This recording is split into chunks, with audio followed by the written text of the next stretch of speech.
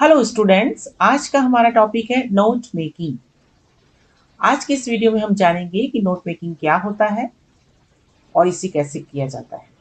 Reading comprehension का जो section होता है उसमें सेकंड नंबर का जो क्वेश्चन आता है वो होता है नोट मेकिंग का। तो आइए वीडियो स्टार्ट करते हैं।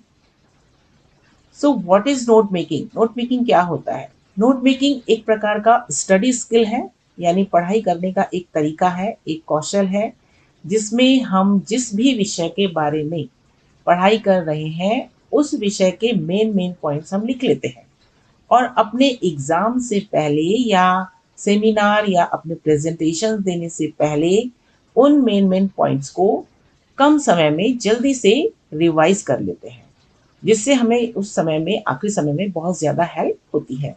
इन other words we can say that it is a short form of any record or information. कोई भी जानकारी है, कोई भी रिकॉर्ड है, उसका एक शॉर्ट फॉर्म, संक्षिप्त रूप, यानी उसके मुख्य मुख्य पॉइंट्स जो होते हैं, जब हम उनको नोट करते हैं तो उसे कहते हैं नोट मेकिंग। तो आइए इसके बारे में और डिटेल में जानते हैं और समझते हैं कि नोट मेकिंग को कैसे करना है, किस तरह से एग्जाम में पूछा जाता है। तो ये क्वेश्चन है जो आपके एग्जाम में पूछा जाता है। On the basis of your reading the above passage, ये सेंटेंस लिखा है, ये क्वेश्चन है कि on the basis of your reading the above passage, जो पैसेज दिया गया है ऊपर वाला, उस पैसेज के रीडिंग के आधार पे, यानी जब आपने पैसेज पढ़ा तो उसके आधार पे आपको नोट्स बनाने। तो एग्जाम में क्या होता है कि आपको एक बड़ा सा पैसेज दिया जाता है। ये देखिए, ये पैसेज है, कम से कम ये 4 या 5 पैराग्राफ का एक बड़ा सा पैसेज आपको एग्जाम में आता है, क्वेश्चन पेपर में लिखा रहता है। उसी पैसेज को आपको 1 या 2 या 3 बार आपको उसको पढ़ना है और पहली बार आपको उसको ओवरऑल रीडिंग करनी है, हर पैराग्राफ को ध्यान से पढ़ना है। पढ़ने के बाद ये जो पैराग्राफ है उसका आपको मेन पॉइंट निकालना है कि इसमें क्या कहा गया है, उसी को आपको हेडिंग बनाना है। पढ़ने के बाद हर पैराग्राफ को आपको हेडिंग्स एंड सब हेडिंग्स देनी है उस पैराग्राफ के अर्थ के अनुसार। तो जो नोट मेकिंग आपको करनी है उनमें कुछ बातों का आपको ध्यान रखना है, कुछ पॉइंट्स को कंसीडर आपको करना है। यहाँ पे जो वर्ड्स को अंडरलाइन किया गया है इन्हीं को ध्यान में रखते हुए आपको नोट मेकिंग करनी है। आपको हेडिंग्स लिखने हैं, सब हेडिंग्स लिखने हैं एंड सब हेडिंग्स लिखने हैं। रिकग्नाइजेबल एब्रीविएशंस का भी प्रयोग करना है। तो हेडिंग्स आपको बनाने हैं, जो भी एक पैराग्राफ होगा उसको पढ़ना है और उस पैराग्राफ को पढ़ कर के उसकी अंडरस्टैंडिंग से आपको एक मेन हेडिंग बनाना है। उसी के बाद उसी से रिलेटेड कुछ सब हेडिंग्स या सब पॉइंट्स भी आपको बनाने हैं। साथ ही साथ आपको रिकग्नाइजेबल एब्रीविएशंस, कुछ शॉर्ट फॉर्म भी बनाने हैं। एब्रीविएशंस का मतलब होता है शॉर्ट फॉर्म। शॉर्ट फॉर्म जैसे आप जानते ही हैं, कॉन्ट्रैक्शंस या शॉर्ट फॉर्म, जैसे गवर्नमेंट जो होता है उसका शॉर्ट फॉर्म होता है GOVT, या हम कह सकते हैं इंफॉर्मेशन का शॉर्ट फॉर्म होता है इन्फो। जैसे आजकल आप लोग बोलते हैं ब्रदर, ब्रदर का शॉर्ट फॉर्म हो जाता है ब्रो। सिस्टर का शॉर्ट फॉर्म हो गया सिस। तो इस तरह से आपको शॉर्ट फॉर्म बनाने हैं, एब्रीविएशन बनाने हैं, कम से कम 4 या 5 आपको एब्रीवेटेड फॉर्म लिखने हैं और ये आपको हेडिंग्स और सब हेडिंग्स के अंतर्गत लिखने हैं। फिर जो आपने हेडिंग्स बनाए या मेन हेडिंग्स बनाए, सब हेडिंग बनाए, सब हेडिंग्स बनाए, उन्हीं के आधार पे आपको एक समरी भी लिखनी है। समरी का मतलब क्या होता है? सारांश। एक सारांश भी लिखना है जिसमें वही मेन पॉइंट्स आएंगे। जो हेडिंग्स आप बनाएंगे that should be in the form of phrases. Phrases के रूप में आपका जो है वो हेडिंग होगा। फ्रेज माने होता है वाक्यांश, ठीक है? तो वाक्यांश पूरा कंप्लीट सेंटेंस के रूप में हेडिंग नहीं होंगे, वाक्यांश के रूप में होंगे, 2 या 3 शब्दों के हेडिंग्स होंगे। और फिर जो आप समरी लिखेंगे उन्हीं हेडिंग्स पे बेस्ड समरी लिखेंगे। तो जब मेन हेडिंग हमने बनाए तो वो मेन पॉइंट्स हो गए पैसेज के, उन्हीं को हमको सारांश के रूप में भी लिखना है। तो अब जो समरी आप लिखेंगे वो कंप्लीट सेंटेंसेस के रूप में होगी, वो फ्रेजेस के रूप में नहीं होगी। समरी में हमको पूरा वाक्य लिखना है और ये जो समरी होगी वो 80 वर्ड्स से ज़्यादा नहीं होगी। 80 to 100 वर्ड्स का आप बना सकते हैं but not less than 80 words. 80 words से कम नहीं होना चाहिए। तो इस तरह से आपने ये सब करा तो आपका ये समरी जो है, ये वाला क्वेश्चन पेपर पूरा हो गया। और समरी को आपको एक सूटेबल टाइटल भी देना है। उसी तरह से नोट्स मेकिंग जो आप करेंगे उसमें भी एक टाइटल देना है। टाइटल का मतलब क्या होता है? शीर्षक। ये शीर्षक भी 2 या 3 शब्दों का होना चाहिए, इससे ज़्यादा नहीं होना चाहिए। या कोई प्रोवर्ब या कहावत टाइप का कोई सेंटेंस होगा, जैसे हेल्थ पे अगर टॉपिक है तो आप लिख सकते हैं health is wealth, health is wealth. इस तरह का आपका टाइटल हो गया। तो बेनिफिट्स ऑफ हेल्थ, इस तरह से कुछ भी आप हेडिंग बना सकते हैं। लेकिन जो समरी का टाइटल होगा और जो नोट्स का टाइटल होगा होगा तो एक ही टॉपिक, लेकिन उसको उसके शब्दों में थोड़ा सा अंतर होना चाहिए, सेम टाइटल नहीं होना चाहिए। तो इस तरह से आपका ये नोट मेकिंग हो जाता है। अब आइए जानते हैं इसका मार्किंग स्कीम क्या होता है, कैसे नंबर मिलते हैं। जैसे जो नोट मेकिंग, ये जो क्वेश्चन होता है ये 8 मार्क्स का होता है। टोटल मार्क्स होते हैं इसके 8। 8 मार्क्स का होता है। 4 मार्क्स का आपका नोट मेकिंग होता है और समरी के भी 4 मार्क्स होते हैं। तो नोट मेकिंग में 1 मार्क का आपका टाइटल होता है और उसके बाद जो बॉडी होता है उसका हेडिंग्स एंड सब हेडिंग जो आप बनाएंगे वो 2 मार्क्स की होती है। और जो एब्रीविएशंस आप करेंगे उसके भी 1 मार्क्स अलॉटेड होते हैं। समरी में भी 4 मार्क्स होते हैं, इसके भी टाइटल के 1 मार्क्स होता है। और जो ए 1 मार्क और 1 मार्क होता है आपका, 2 मार्क्स होते हैं आपके कंटेंट के लिए, कैसा आपने लिखा है, विषय वस्तु क्या है आपकी समरी लिखते समय, मेन पॉइंट्स को इंक्लूड किया है कि नहीं किया है, उसके 2 मार्क्स होते हैं। साथ ही साथ 1 मार्क्स होता है आपको किस तरह से आपने सेंटेंसेस बनाए हैं और सेंटेंसेस को एक दूसरे से लिंक किया है। तो कैसे आपने सेंटेंसेस फॉर्म किए हैं उस पर भी आपके 1 मार्क्स होते हैं। तो इस तरह से ये क्वेश्चन जो होता है वो टोटल 8 मार्क्स का होता है। आइए अब आगे देखते हैं किस तरह से आप नोट मेकिंग करेंगे। ये आपका पैसेज है, ये आपका बड़ा सा पैसेज आपको दिया गया है। पैसेज जब आपने पढ़ लिया तो ये आपका फॉर्मेट है, नोट मेकिंग का फॉर्मेट आपका ऐसा दिखेगा। आपने क्या करना है, जो आपको पैसेज दिया गया है ये बड़ा सा पैसेज, इसको 4 या 5 भागों में आपको बांट देना है। अगर 4 पैराग्राफ है तो 4 भाग हो गए, 5 है तो 5, 4 या 5 भागों में आप दिए गए पैराग्राफ को बांट लीजिए और हर पैराग्राफ को एक मेन हेडिंग दीजिए। मेन हेडिंग देने के बाद उसी से रिलेटेड सब हेडिंग दीजिए। कुछ पॉइंट्स ऐसे होते हैं जिसमें सब हेडिंग भी आते हैं। तो इस तरह से ये जो पैराग्राफ आपका रहेगा उसको आपने 4 भागों में बांट लिया, उनको हर भाग को एक एक मेन हेडिंग दिया। जो मेन हेडिंग रहेगा फॉर्मेट का, ये एक लाइन में होना चाहिए। इसका जो इंडेंटेशन है, यानी कि ये जो जगह छूटेगी मार्जिन से लेकर के टेक्स्ट तक की जगह एकदम बराबर होनी चाहिए। यानी मेन हेडिंग जो 1, 2, 3, 4 ये आपका एक लाइन में होना चाहिए। उसके बाद उसी मेन हेडिंग से रिलेटेड कुछ सब हेडिंग्स भी आप देंगे, वो एक लाइन में होनी चाहिए। जैसे 1 का आपने ये दिया और 2 का जो सब हेडिंग है वो भी एक सीक्वेंस में होने चाहिए। फिर अगर कोई ऐसा, और उसका नंबरिंग सिस्टम आपको बहुत ध्यान देना है, क्योंकि नंबरिंग सिस्टम के भी नंबर होते हैं। तो जैसे आपने ये मेन पॉइंट लिखा तो इसका 1.1, 1.2, 1.3 करके इसके नंबरिंग सिस्टम आप नंबर इस तरह से आप पॉइंट्स इस तरह से आप लिखें। मेन हेडिंग या मेन पॉइंट, सब हेडिंग या सब पॉइंट, सब हेडिंग्स और या सब पॉइंट्स भी हम इसको कह सकते हैं। तो अगर तीसरा कोई हेडिंग ऐसा है जिसके के अंतर्गत आपको और डिटेल बताना है तो उसको फिर से आप सब हेडिंग या सब पॉइंट्स में भी डिवाइड कर सकते हैं। इसी तरह से ये 4 भागों में बांटें और फिर आपको एक बॉक्स बनाना है, उसमें 4 या 5 शब्दों को जिनको आपने शॉर्ट फॉर्म में लिखा है, एक तरफ उसका शॉर्ट फॉर्म लिखेंगे, की टू एब्रीविएशन इस तरह से लिखेंगे और फिर गवर्नमेंट करेंगे। तो ये आपका हो गया फॉर्मेट। अब देखिए इंडेंटेशन, जिसके बारे में हमने बताया, इंडेंटेशन क्या होता है, systemic pattern of space between the text and left or right margin within a document is called indentation or the point should be maintained the same distance away from the margin। ये जो margin है यहाँ से लेके यहाँ तक की दूरी ये मेन पॉइंट्स के बराबर होनी चाहिए। उसके बाद जो सब पॉइंट है उनकी दूरी अंदर की तरफ होनी चाहिए ताकि पता चले कि ये जो सब पॉइंट्स हैं इस मेन पॉइंट के अंतर्गत हैं।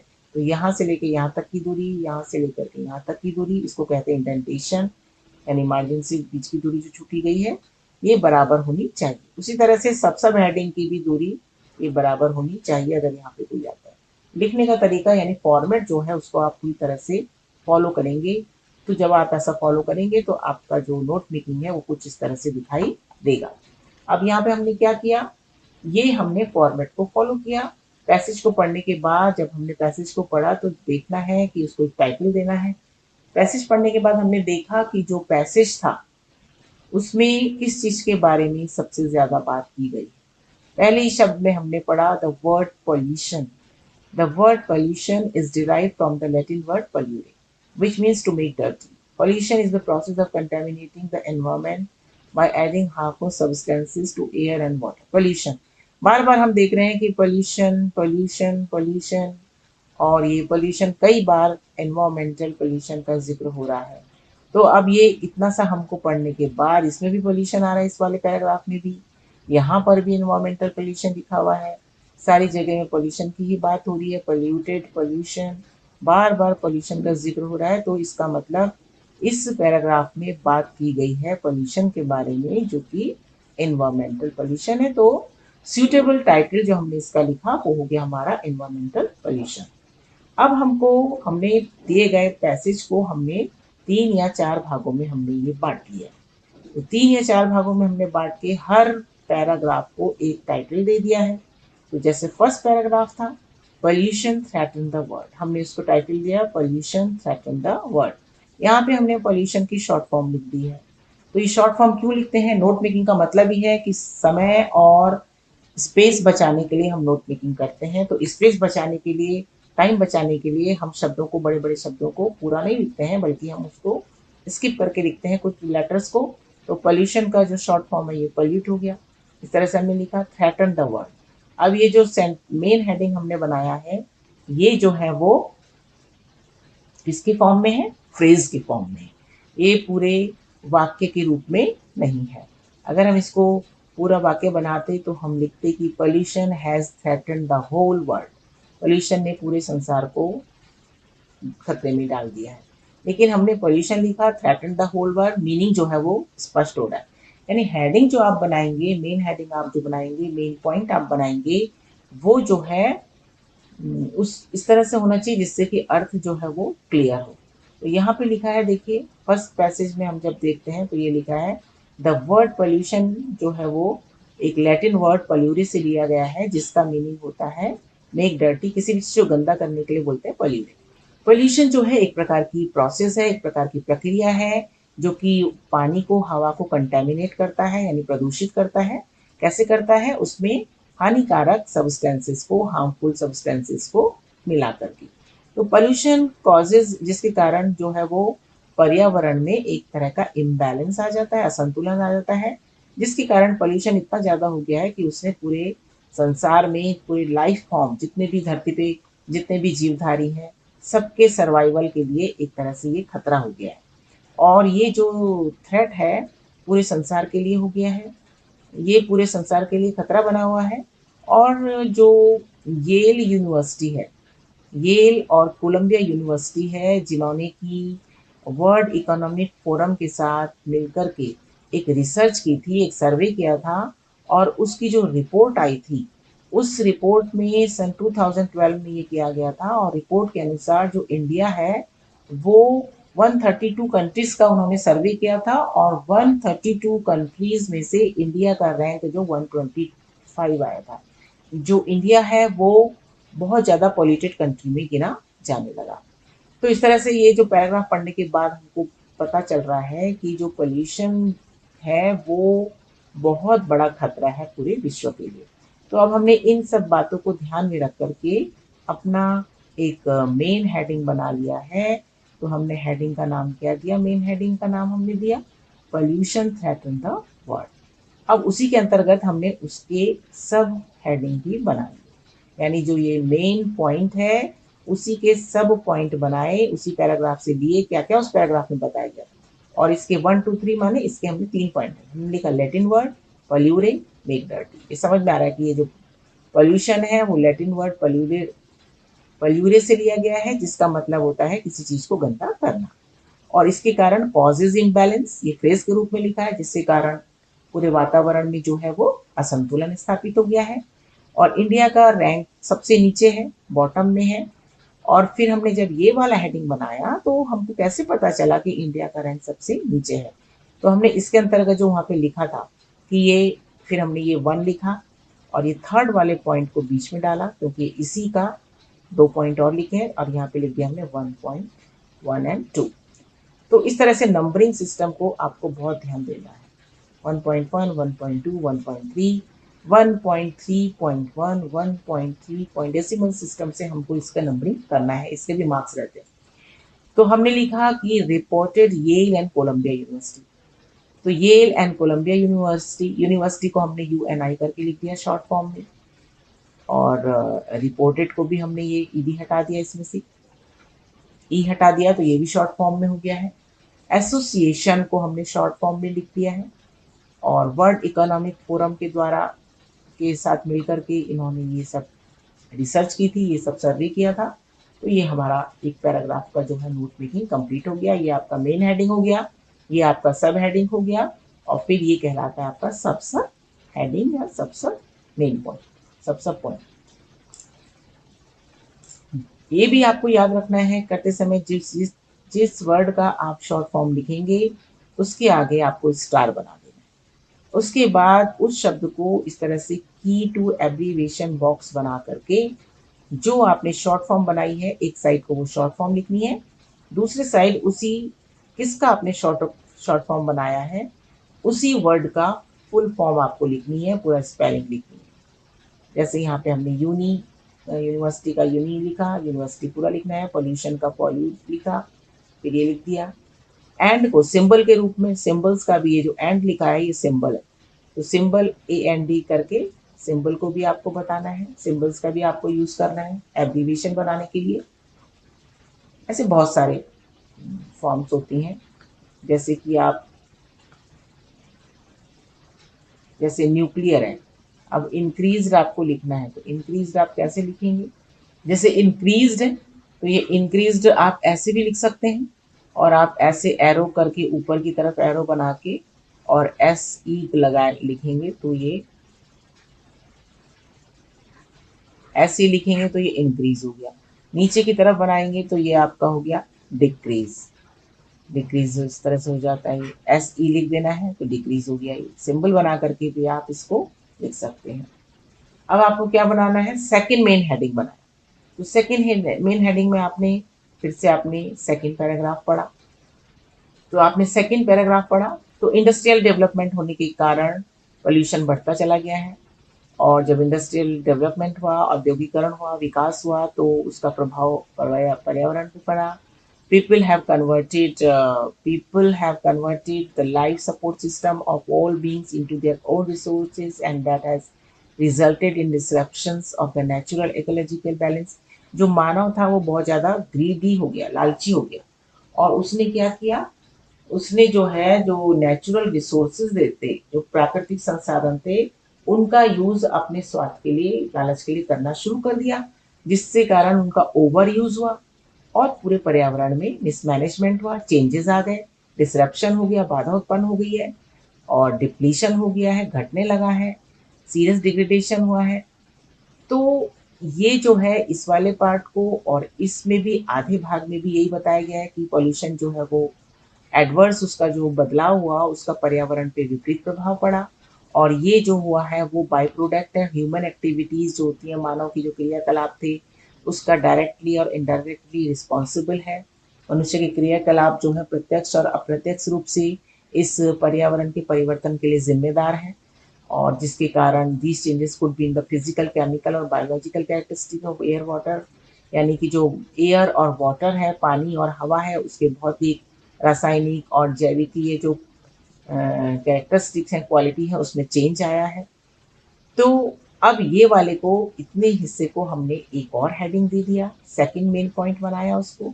तो सेकंड मेन पॉइंट हमने कैसे बनाया उसको, हमने लिखा यहाँ पे changes responsible human activities greed, यानी ह्यूमन, मानव के जो क्रियाकलाप थे, उसका जो लालच था, उसके कारण पर्यावरण में चेंजेस आए, परिवर्तन आए, तो यही मानव की जो एक्टिविटीज हैं, उसके जो लालच है, वही इसके लिए जिम्मेदार है, पर्यावरण प्रदूषण के लिए।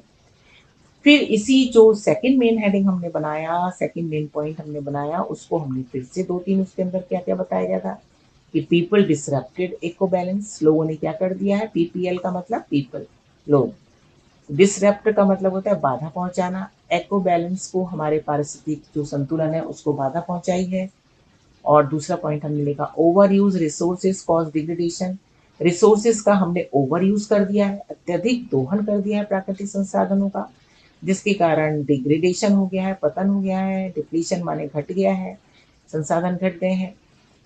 और फिर तीसरा पॉइंट हमने बनाया air water soil physical chemical biological changes आ गए हैं, हवा में, पानी में, उसके भौतिक रूप में, उसके रासायनिक रूप में, उसके जैविक रूप में भी बहुत ज़्यादा परिवर्तन आ गए हैं। और इस तरह से हमने जो सेकंड मेन पॉइंट बनाया था उसको भी हमने नंबरिंग कर दिया 2.1, 2.2, 2.3। फिर इसी तरह से हमने तीसरा हेडिंग बनाया। तीसरा हेडिंग में हम गए, फिर से हम तीसरे पैराग्राफ में गए हैं, सेकंड पैराग्राफ में ही हम लोग गए हैं। सेकंड पैराग्राफ के थर्ड पैराग्राफ में यहाँ से जो चेंजेस के बाद यहाँ से हमने लिखा, अब यहाँ से ये हो गया population growth, rapid industrialisation, deforestation, unplanned urbanisation, scientific and technological advancement etcetera are the main causes of environmental pollution. अब ये पूरा का पूरा सेंटेंस बहुत ही इंपॉर्टेंट सेंटेंसेस हैं ये सारे के सारे। दो तीन जो सेंटेंस है ये बहुत इंपॉर्टेंट पार्ट है इस पैसेज का। इन्वायरमेंटल पॉल्यूशन के लिए अगर आपको आर्टिकल याद करना है उसमें भी ये आर्टिकल आप लिख सकते हो। तो यहाँ पे इन लाइन से बताया गया कॉजेज यानी कारण, इसके मेन कॉजेज क्या है, पर्यावरण प्रदूषण के जो मुख्य कारण है वो क्या है। पॉपुलेशन ग्रोथ, जनसंख्या बढ़ी है। रैपिड इंडस्ट्रियलाइजेशन, बहुत तेजी से औद्योगिकरण बना है, कल कारखाने लगे हैं, फैक्ट्रीज लगी हैं। डिफॉरेस्टेशन हुआ है, पेड़ों का कटा हुआ है, जंगलों को काटा गया है। अनप्लान्ड अर्बनाइजेशन, शहरीकरण हो गया है जिसका कोई प्लानिंग नहीं है, लोग जा जा करके भाग बसने लगे हैं शहरों में जा करके। साथ ही साथ साइंटिफिक एंड टेक्नोलॉजिकल एडवांसमेंट, जो साइंस की जो वंडर ऑफ साइंस हम पढ़ते हैं उसके कारण भी, उसके चमत्कारों के कारण भी, एडवांसमेंट के कारण भी जो है पर्यावरण प्रदूषित हुआ है। इसका डिटेल आप सबको पता है क्या क्या हुआ है। Are the main causes of environmental, तो ये आप हेडिंग दे सकते हैं causes of environmental pollution. About 35% of India's total area is seriously polluted. Three quarters of the earth is covered with water. Still, we have shortage of adequate drinking water. 35% भाग में जो है वो इंडिया का 35% भाग पॉपुलेटेड है, प्रदूषित है। और 3 quarter of the earth is covered, तो 3/4 भाग जो है पानी से घिरा हुआ है, लेकिन फिर भी हमें साफ पीने के पानी की समस्या बनी हुई है। और इंडस्ट्रियलाइजेशन, जो औद्योगिकरण हुआ है इसके साथ शहरीकरण भी हुआ है, उसके कारण जो माइग्रेट होकर के रूरल पॉपुलेशन, जो लोग हैं गांव छोड़ करके शहरों में जाकर के बसने लगे हैं काम की तलाश में, जिससे वहां पर जाकर के लोग बसते जा रहे हैं, अनहेल्दी इन्वायरमेंट होता जा रहा है। Over crowding, establishment of slum areas, आपने देखा होगा बड़े बड़े शहरों के किनारे किनारे झुग्गी झोपड़ियाँ बसती चली जा रही हैं, जिसके कारण लोग जो हैं गाँव को छोड़ करके काम की तलाश में वहाँ जा रहे हैं, क्योंकि वहाँ फैक्ट्रीज हैं, इंडस्ट्रीज हैं। Overpopulated cities are full of smoke, dust, smell, noise and other harmful gases, जिसके कारण बहुत ज़्यादा जनसंख्या हो गई शहरों में, उसके कारण बहुत धुआं, धूल, गंदगी, शोरगुल, ये सब का हार्मफुल हानिकारक गैसेस होती हैं, ये सब पॉल्यूशन कर रही हैं। साथ ही साथ nuclear explosion and nuclear test भी हो रहे हैं, जो परमाणु विस्फोट किए जाते हैं, परीक्षण किए जाते हैं, उसके कारण हवा दूषित होती है, प्रदूषित होती है, उससे रेडियो एक्टिव मटीरियल निकलता है हवा में, जिसके कारण जो है कैंसर जैसी बीमारियां हो रही हैं, बच्चों के एबनॉर्मल बर्थ हो रही है, सामान्य बच्चे पैदा नहीं हो रहे हैं, म्यूटेशन हो गया है, डीएनए में खराबी आ गई है। ये सारे कारण इसमें। अब इसको हमने एक और थर्ड हेडिंग हमने बना दिया, इसको इन्वायरमेंटल पोल्यूशन कॉजेज लिख दिया है। कारण क्या है उसके, पॉपुलेशन एक्सप्लोजन, इंडस्ट्रियलाइजेशन, इंडस्ट्रियलाइजेशन को हमने शॉर्ट में लिखा है, IND स्टार लगा दिया। डिफॉरेस्टेशन माने पेड़ों का कटाव, अनप्लान्ड अर्बनाइजेशन, साथ ही साथ साइंटिफिक एंड टेक्निकल एडवांसमेंट। बहुत तरह से हमने आखिरी पैराग्राफ में जो है उससे टाइम्स के बारे में बात की। Air pollution, water pollution, soil pollution, इनको फिर से हमने पॉइंट बना के लिखा 4.1, 4.2, 4.3, ये सब एक सीक्वेंस में है, यानी यहाँ पे फिर से हमने इंडेंटेशन का ध्यान रखना है। इनके फिर से हमने सब पॉइंट लिखे हैं, मेन पॉइंट्स के सब पॉइंट भी लिखे। एयर पोल्यूशन को, एयर पोल्यूशन करने वाली चीज़ें जो इंडस्ट्रियलाइजेशन है, अर्बनाइजेशन कारण बताया, स्मोक, डस्ट, गैस, सिटीज, शहरों से, फैक्ट्री से निकलने वाला, इंडस्ट्री से निकलने वाला धुआं, गैसेस, साथ ही साथ न्यूक्लियर एक्सप्लोजन जो होता है उसके कारण एयर पोल्यूशन हो रहा है। वाटर पोल्यूशन, के कारण जो है वो पानी का जो क्वालिटी है वो चेंज हो गई है। डिसरप्ट हेल्थ रिस्क जो है वो बढ़ गए हैं। Industrial effluents, increase water pollution, बहुत सारी इंडस्ट्रीज बढ़ती चली जा रही हैं, जिससे निकलने वाला वेस्ट वहाँ प्रवाहित होता है नदियों में। सॉइल पोल्यूशन कैसे हो रहा है, एलिमिनेशन सेमी सॉलिड वेस्ट हो रहा है, जिसके कारण क्रिएट हेल्थ प्रॉब्लम होती जा रही है। तो इस तरह से ये बड़े से पैराग्राफ को हमने जब पढ़ा, सारे पैराग्राफ के मेन पॉइंट्स हमने निकाले और उनको इस तरह से लिखने के बाद हमने फॉर्मेट फॉलो करते हुए उसको हमने ये नोट मेकिंग किया यहाँ पे। तो फाइनली जब आप नोट मेकिंग करेंगे पैसेज पढ़ने के बाद, तो आपका नोट मेकिंग कुछ इस तरह से दिखना चाहिए, जिसमें आपको जो हमने बताया उन सब बातों का ध्यान रखना है। अब जब आपने ये हेडिंग्स लिख दिए, ये मेन हेडिंग, मेन पॉइंट्स, सब पॉइंट्स लिखने के बाद इसी पर आधारित वाक्य बना करके आपको समरी लिखनी है। समरी को भी एक टाइटल देना है। यहाँ पर हमने इसको टाइटल दे दिया, पोल्यूशन अ प्रॉब्लम, प्रदूषण एक समस्या। अ ग्लोबल प्रॉब्लम कुछ भी आप लिख सकते हैं, है ना। तो अब हमने क्या लिखा, जो जो देखिए आप, जो जो हेड मेन पॉइंट से उसी को हमने ये वाक्य के रूप में अब हमने लिखा है। Environmental pollution is a threat to the whole world. The word pollution is derived from the Latin word polluere, which means make dirty. It causes imbalance in the environment. Overuse of natural resources has caused imbalance. There is depletion and degradation in the atmosphere due to human greedy activities. Population explosion, deforestation, industrialization, urbanization, nuclear tests, scientific and technical advancement are the causes of the pollution. Cities are full of smoke, dust, gas, smell and noise. Air, water and soil pollution are very dangerous for the world and creating hazardous health conditions. तो इस तरह से हमने लगभग 80 words का, उससे दो चार शब्द ज़्यादा भी हो सकते हैं, तो 80 to 100 वर्ड्स का आपको ये सारांश लिख दिया आपने। सारांश में हमने ध्यान दिया कि हमने पूरे पूरे वाक्य लिखे और जो जो मेन हेडिंग्स हमने बनाए थे, मेन पॉइंट्स हमने लिखे थे, सब पॉइंट और सब पॉइंट्स लिखे थे, बस उन्हीं को हमने इसमें शामिल किया है। तो एक बहुत ही ज़्यादा मीनिंगफुल पैराग्राफ ये बन गया। इस पैराग्राफ को आप अपने इन्वायरमेंटल पोल्यूशन के आर्टिकल में भी ऐड कर सकते हैं।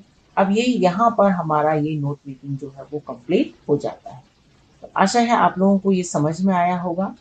जिन स्टूडेंट्स को और समझने की आवश्यकता है, तो यहाँ पर भी हमने tips to prepare note making के लिए कुछ टिप्स दिए हैं जो हम बताते भी जा रहे थे। तो फर्स्ट टाइम फॉर ओवर, और एक बार पहले अच्छे से पढ़ना है, फिर सेकंड टाइम पढ़ना है, अंडरलाइन करना इंपॉर्टेंट पॉइंट्स को, साथ ही साथ सब हेडिंग के लिए उसके सपोर्टिंग डिटेल्स को भी अंडरलाइन करते जाना है। की वर्ड्स को लेकर के आपको नोट मेकिंग करना है। अब आपको पता होगा की वर्ड्स क्या होते हैं। की वर्ड्स जो होते हैं नोट मेकिंग करते समय वो कौन से होते हैं। की वर्ड्स का आपको नोट मेकिंग करते समय आपको ध्यान रखना। की वर्ड्स क्या होते हैं, आपके नाउन्स होते हैं। नाउन हो गया आपका, एडजेक्टिव्स हो गए, वर्ब हो गए और आपके एडवर्ब हो गए। ये शब्द जो होते हैं आपके कीवर्ड्स कहलाते हैं।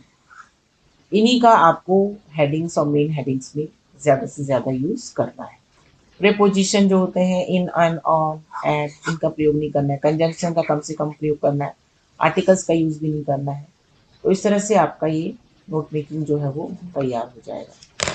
अब आइए यहाँ पे कुछ लिखा है tips to prepare note making. जिन स्टूडेंट्स को और डिटेल में जानना है, समझना है, तो आप इसका स्क्रीनशॉट ले सकते हैं। यहाँ पे भी कुछ पॉइंट्स लिखे हैं कि नोट मेकिंग करते समय कौन कौन सी बातों को आपको ध्यान रखना है। वही जो हमने डिस्कस कर लिया है, आप इसका स्क्रीनशॉट ले सकते हैं, बाद में इसको स्किप करके देख भी सकते हैं। उसी तरह से कंजंक्शंस का यूज़ नहीं करना, प्रीपोजिशन आर्टिकल जो शॉर्ट होते हैं इन, एंड, ऑन, इनका यूज़ नहीं करना है। रिलेटिव प्रोनाउंस का यूज़ नहीं करना है। रिपीट वर्ड्स को बार बार रिपीट नहीं करना है। इंट्रोगेटिव सेंटेंसेस नहीं लिखने हैं हेडिंग्स में। सूटेबल फॉर्मेट नंबरिंग सिस्टम को फॉलो करना है। प्रॉपर इंडेंटेशन का ध्यान रखना है। ठीक है, ये जो सारी बातें हम डिस्कस कर दिए हैं। कम से कम 3 से 5 आपको मेन पॉइंट बनाने हैं। 3 to 4 ईच मेन पॉइंट्स होने हैं। एब्रीविएशन के लिए ये देखिए कुछ एग्जाम्पल हमने दिए हैं किस तरह से आप एब्रीविएशंस बना सकते हैं। सिंबल भी यहाँ पे लिखे हैं, इसका आप स्क्रीनशॉट ले सकते हैं। कुछ शब्दों का पहला शब्द पहले 3 लेटर लिख के डॉट लगा करके बन जाते हैं, तो ये कुछ बने बनाए। एब्रीविएशंस है। एब्रीविएशंस बनाने के भी कुछ फॉर्म्स यहाँ पे लिखे हैं, जिनको और ज़्यादा इंटरेस्ट है तो उसमें भी आप देख सकते हैं। एब्रीविएशन जैसे ASAP हो गया, एज सून एज पॉसिबल का शॉर्ट फॉर्म है, एक्रोनिम कहते हैं इसको। NSS हो गया, ये इनिशियलिज्म का शॉर्ट फॉर्म है, नेशनल सर्विस स्कीम। मैडम हो गया आपका शॉर्टिंग फॉर्म हो गया, ये कॉन्ट्रैक्शन फॉर्म हो गया। आई इन कॉन्ट्रैक्शन फॉर्म हो गया। एक्रोनिम जैसे पिन सिम बोलते हैं, सिम कार्ड पिन। तो पर्सनल आइडेंटिफिकेशन नंबर, पर्सनल का P, आई का आई, आइडेंटिफिकेशन का आई ले लिया, नंबर का N ले लिया, तो ये बन गया PIN यानी पिन बोलते हैं इसको। उसी तरह सब्सक्राइबर आइडेंटिफिकेशन मॉड्यूल का S लिया, और आइडेंटिफिकेशन का आई ले लिया, M का मॉड्यूल ले लिया, तो ये आपका सिम बन गया। इस तरह से भी आप शॉर्ट फॉर्म बना सकते हैं, एब्रीविएशन बना सकते हैं। अगर आपके पैसेज में इस तरह से आया है, कई बार आ जाता है। इनिशियलिज्म कैसे बनाते हैं, इसमें भी पहला पहला लेटर ले लेते हैं किसी बड़े उसका, CD बोलते हैं, लेकिन अब हम इसको CD बोलेंगे, CBI बोलेंगे। यहाँ पे हमने मिलाया तो सिम और पिन बोला, लेकिन यहाँ पे इसको अलग अलग प्रोनाउंस करेंगे। CBI, CEO है ना, कॉम्पैक्ट डिस्क को बोलते हैं CD, एग्जीक्यूटिव ऑफिसर को बोलेंगे, चीफ एग्जीक्यूटिव ऑफिसर को बोलेंगे CEO। इस तरह से आपको पहला पहला लेटर लिखने के बाद इनिशियलिज्म करके ये भी एब्रीविएशन बना सकते हैं। शॉर्टनिंग भी होता है, बड़े से वर्ड का आपको क्या करना है, शुरू के 3 लेटर लिख देने। ऐप लिखा, एडवर्टीजमेंट का ऐड लिख दिया, जितने मंथ्स के नेम है फेब का लगा करके, डॉट लगा करके फेब लिख दिया, मार्च लिख दिया, जैन लिख दिया, जनवरी का, है ना। इस तरह से ETC etcetera and so on जो होता है, ये इस तरह से बन जाते हैं। ये सब हो गए आपके। कॉन्ट्रैक्शन में आपको डॉक्टर का पहला और आखिरी लेटर लिख दिया, DR लिख दिया, गवर्नमेंट का GOVT लिख दिया, पहला सिलेबल लिख करके। उसी तरह मिस्टर में हम M लिखा, R लिखा। ही इज को हमने हीज करके लिख दिया, दे इट को हमने दे वुड, दे हैड को दे इट करके लिख दिया। WOUL को हमने हटा दिया, HA को हटा दिया, केवल इसका हमने आखिरी लेटर लिखा। तो ये भी कॉन्ट्रैक्शन फॉर्म है। और भी एब्रीविएशन टेक्निक्स हैं जिसको आप इसको देख सकते हैं, जैसे छोटे सिलेबल, जैसे AEIOU वॉवल्स का प्रयोग नहीं करना चाहिए, कम से कम करना चाहिए। टू शॉर्ट, जो वर्ड ज़्यादा बड़े नहीं है, जैसे स्कूल है, 2 सिलेबल वाले हैं, 2 शब्दांश वाले हैं, तो उसमें हमको क्या करना है, जो वावल है उसे हटा दो। तो ये SCHL लिखा है, इसको देख के हमको लग रहा है ये क्या लिखा हुआ है, स्कूल लिखा है। क्वालिटी में हमने, जैसे क्वालिटी में हमने UA जो वावल है उसको हमने हटा दिया, तो ये क्वालिटी समझ में आ रहा है। टीचर में हमको EAE को हमने हटा दिया वावल को, ये TCHR लिखा है, तो टीचर समझ में आ रहा है। इस तरह से भी आप बना सकते हैं, टाइम बचाने के लिए इनका यूज़ किया जाता है। फर्स्ट एंड लास्ट लेटर लिख करके मोनोसिलेबिक, और जैसे एग्जाम्पल माउंट के लिए लिखते हैं MP, गर्ल के लिए GL लिख दिया। इसी तरह से साउंड को सुन करके भी बना सकते हैं, लिमिटेड, ल म ट ड, जो ल म ट ड लिख रहा है तो उसी के लेटर को लिख दिया लिमिटेड। पीपल, पीपल, PPL लिख दिया, पीपल हो गया। वर्ड एंड फ्रेजेस भी इस तरह से, विदाउट, विद माई फ्रेंड से शॉर्ट में लिख दिया, और ये सब बॉक्स में लिखे जाने चाहिए। और किसी का कैपिटल लेटर का आप यूज़ करते हो तो उसके बाद डॉट लगा देना है। इस तरह से आप डिफरेंट का DIFF लिख दिया। इस तरह से आप इसको बना सकते हैं। समरी रूल्स भी आपको अभी बताई हैं। समरी जो है वो नोट्स पे आधारित बनेगी, और ये 80 वर्ड्स से तक होनी चाहिए, कम से कम 80 to 100 वर्ड्स। और समरी को पैराग्राफ में नहीं लिखना है, एक ही पैराग्राफ में लिखना है, अलग अलग पैराग्राफ में नहीं लिखना है, सिर्फ एक पैराग्राफ में लिखना है। Try to follow the order of the note, जैसे नोट्स बनाए उसी को क्रम में आपको समरी बनानी है। समरी में आपको एब्रीविएशंस भी लिखने हैं, कंप्लीट सेंटेंस लिखने हैं, शॉर्ट फॉर्म में लिखनी है, एग्जाम्पल्स में बताने, एक्सप्लेनेशन नहीं करना, रिपीटिशन नहीं करना बार बार शब्दों का। तो ये आपका इस तरह से आपका समरी तैयार हो जाता है। तो आई होप आपको ये समझ में आया होगा। Keep making notes for great success. Thank you for staying till the end. यहीं पर हमारा ये नोट मेकिंग का वीडियो खत्म होता है। So keep learning, keep practicing. Soon we will meet again in the next video. Till then, take care. Goodbye.